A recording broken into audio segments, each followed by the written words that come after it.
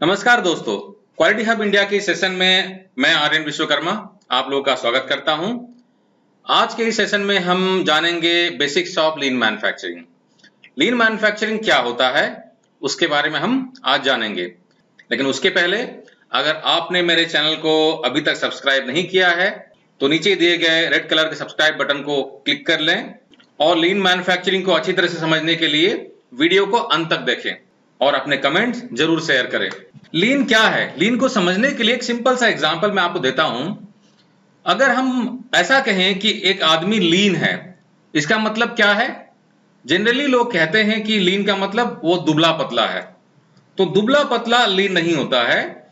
लीन का अर्थ हो गया, अगर हम आदमी के कॉन्टेक्स्ट में देखें तो लीन का अर्थ हो गया कि उसमें फैट्स नहीं है लेकिन रिक्वायर्ड मसल्स हैं, यानी कि फैट्स जो हो गया वो हो गया अनवांटेड और मसल्स जो हो गया वो हो गया वांटेड। यानी कि अगर हम इंडस्ट्री के कॉन्टेक्स्ट में सेम चीज को अगर हम बताएं तो उसमें फैट्स क्या हो गया? नॉन वैल्यू एडिंग एक्टिविटीज, यानी कि वो एक्टिविटी जिनसे कि कंपनी में कोई वैल्यू ऐड नहीं हो रहा हो, और जिससे वैल्यू ऐड होता है वो हो गया वैल्यू एडेड एक्टिविटीज, यानी कि वो हो गया मसल्स। तो नॉन वैल्यू एडेड एक्टिविटीज हो गए फैट्स और मसल्स हो गए वैल्यू एडेड एक्टिविटीज। तो आप जो यहां पर चित्र देख रहे हैं, यहां पर फैट्स देख रहे हैं, फैट्स हमारे हो गए नॉन वैल्यू एडेड एक्टिविटीज और मसल्स हो गए वैल्यू एडेड एक्टिविटीज, यानी कि वो एक्टिविटी जिससे कंपनी को वैल्यू ऐड हो रहा है। तो नॉन वैल्यू एडेड एक्टिविटीज यानी कि हो गया वेस्ट, जिसे कि हम मुदा भी कहते हैं।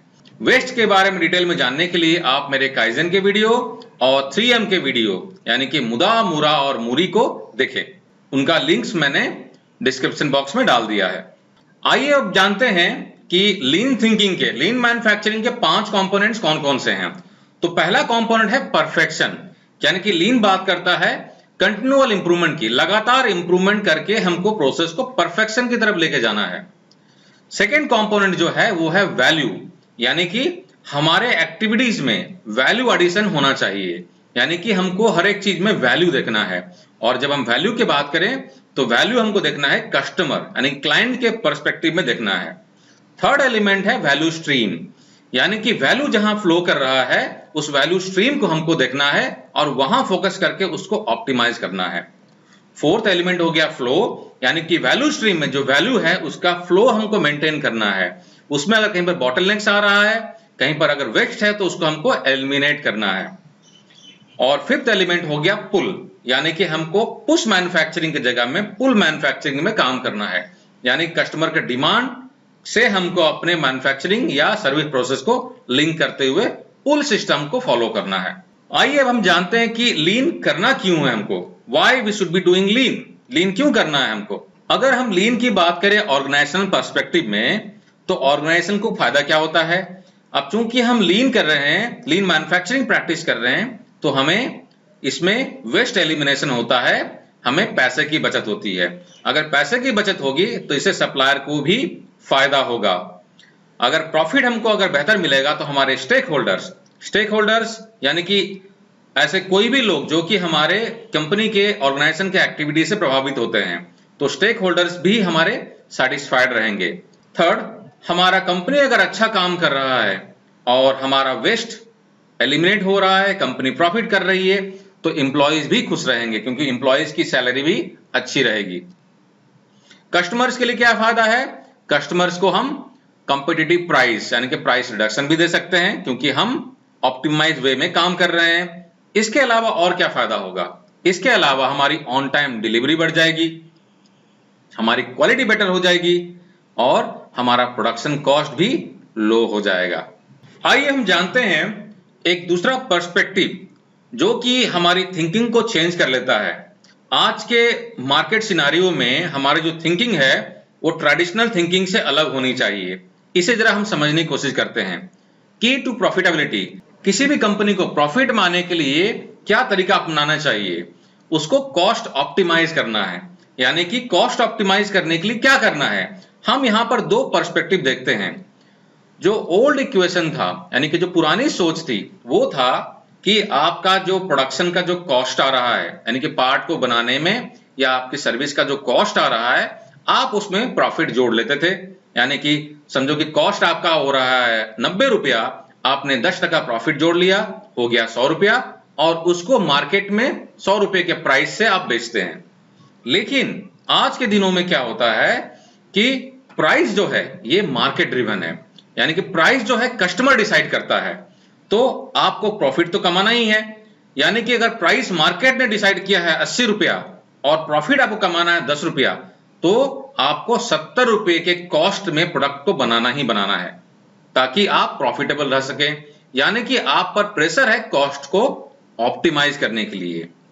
तो ये जो ग्राफ आप देख रहे हैं, इसमें प्राइस जो है ये फिक्स्ड है, यानी कि ये जो लाइन आप देख रहे हैं ये फिक्स्ड है, क्योंकि प्राइस जो है ये मार्केट ड्रिवन है।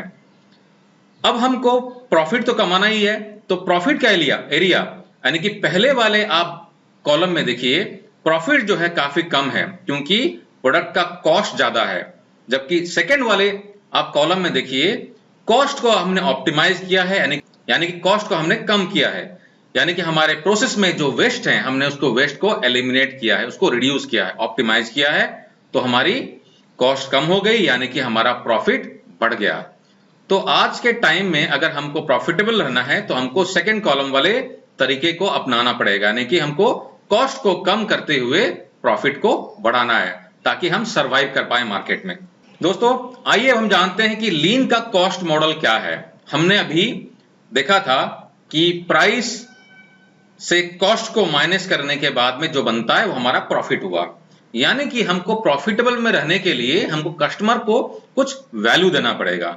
वैल्यू का डेफिनेशन क्या हो गया? Value is something for which the customer is willing to pay, यानी कि कस्टमर आपके किसी भी प्रोडक्ट के लिए या सर्विस के लिए अगर पेमेंट आपको पैसे देने के लिए राजी है, वो वैल्यू है। इसके अलावा बाकी सारे एक्टिविटीज जो हैं वो नॉन वैल्यू एडेड एक्टिविटीज, यानी कि एनवीए या मुदा है। तो वैल्यू जो हो गया वो हो गया परफॉर्मेंस अपॉन कॉस्ट, यानी कि हमारे जो प्रोडक्ट या सर्विस जो है उसका परफॉर्मेंस क्या है और हम किस कॉस्ट में उसे बेच रहे हैं, तो वो कस्टमर के लिए वैल्यू होता है। यानी कि कस्टमर को अगर हम वैल्यू बढ़ाना चाह रहे हैं, कस्टमर को तो वैल्यू चाहिए, अगर कस्टमर को वैल्यू मिलेगा तब आपके सामान को वो खरीदेगा। तो हमारे लिए क्या ऑप्शन बचता है, इसको जरा हम समझते हैं। वी को बढ़ाने के लिए हमारे पास में 4 ऑप्शन है। यहां पर आप देखिए 2 एरिया हैं, कॉस्ट और परफॉर्मेंस। सी मतलब कॉस्ट हो गया, पी हो गया परफॉर्मेंस। इसको हम 4 तरीके से प्ले कर सकते हैं। पहला तरीका, हम कॉस्ट को नीचे लाएं और परफॉर्मेंस को सेम रखें, यानी कि सेम परफॉर्मेंस में अगर मैं प्रोडक्ट के कॉस्ट को कम करता हूं तो कस्टमर के लिए बेटर वैल्यू है। सेकेंड ऑप्शन, मैंने कॉस्ट को सेम रखा है, प्रोडक्ट के परफॉर्मेंस को बढ़ा दिया, यानी कि उसमें कुछ फीचर्स ऐड कर लिए, कुछ और सर्विसेज बढ़ा दिए, तो भी कस्टमर के लिए वैल्यू बढ़ जाती है। थर्ड ऑप्शन, मैंने कॉस्ट को थोड़ा बढ़ाया और परफॉर्मेंस को ज्यादा बढ़ा दिया, तो कस्टमर खुश रहेगा। फोर्थ ऑप्शन जो है, मैंने कॉस्ट को भी कम किया और परफॉर्मेंस को भी बढ़ा दिया, तो भी कस्टमर के लिए वैल्यू है। तो कस्टमर जो होता है हमेशा अपने सामान में वैल्यू देखने की कोशिश करता है। इसे मैं छोटे से एग्जाम्पल के तौर पर समझाता हूं। समझो कि संडे के दिन में आप अपनी फैमिली के साथ में लेट्स से आप डोसा खाने के लिए जाते हैं। डोसे का रेट था 30 रुपया। आप दुकान में गए, आपको इस बार उन्होंने रेट बढ़ा दिया है, 30 रुपए की जगह में 50 रुपया चार्ज कर रहे हैं। आपने पूछा कि भैया रेट तो बढ़ा दिए हो लेकिन मुझे मिल क्या रहा है? उन्होंने डोसे को परोसा, तो आपने डोसे को देखा, डोसा जो है सेम साइज का है, टेस्ट भी सेम है, चटनी सांबर सेम है, आपको कुछ एक्स्ट्रा नहीं मिला है, वही पुरानी कुर्सी, वही पंखा चल रहा है, ना एसी लगा है ना कुछ लगा है। आपने दुकान वाले से पूछा, भैया आपने रेट जो बढ़ाया उसका लॉजिक क्या है, क्यों बढ़ाया रेट? तो दुकान वाले का कहना था कि साहब हमने हमारे जो कुक हैं, हमने कुक इंजीनियर्स को हायर कर लिया है और हमारे डिपार्टमेंट्स को, फाइनेंस डिपार्टमेंट, बाकी डिपार्टमेंट को मैनेज करने के लिए हमने बहुत ही पढ़े लिखे एमबीएस या बड़े ग्रेजुएट्स को हमने हायर किया हुआ है, इससे हमारा जो कॉस्ट है वो बढ़ गया है। एज ए कस्टमर आपका रिएक्शन क्या रहेगा? आप शायद बोलेंगे भैया मुझे क्या लेना देना, आप अपने दुकान को कैसे चला रहे हो, आप कितने क्वालिफाइड कुक लगा रहे हो या कितने क्वालिफाइड बंदे को लगा रहे हो अपने डिपार्टमेंट्स को मैनेज करने के लिए। मैं तो पैसा एक्स्ट्रा तब दूंगा जब मुझे कुछ मिल रहा है। यानी कि कस्टमर इस केस में अपने लिए कोई वैल्यू नहीं देख रहा है। तो दोस्तों अल्टीमेटली यही होता है कि हम अपने ऑर्गेनाइजेशन को कैसे चला रहे हैं, ये हमारा हेडेक है। कस्टमर को उससे कुछ लेना देना नहीं है।